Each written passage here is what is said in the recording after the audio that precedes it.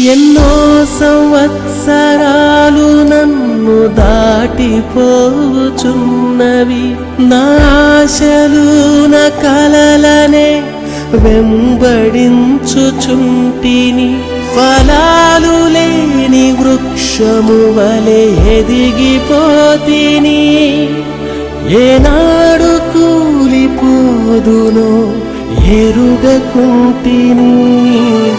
నా మరణ రోదన ఆలకించుమో ప్రభు, మరల నన్ను నూతనముగా చిగురు వేయని.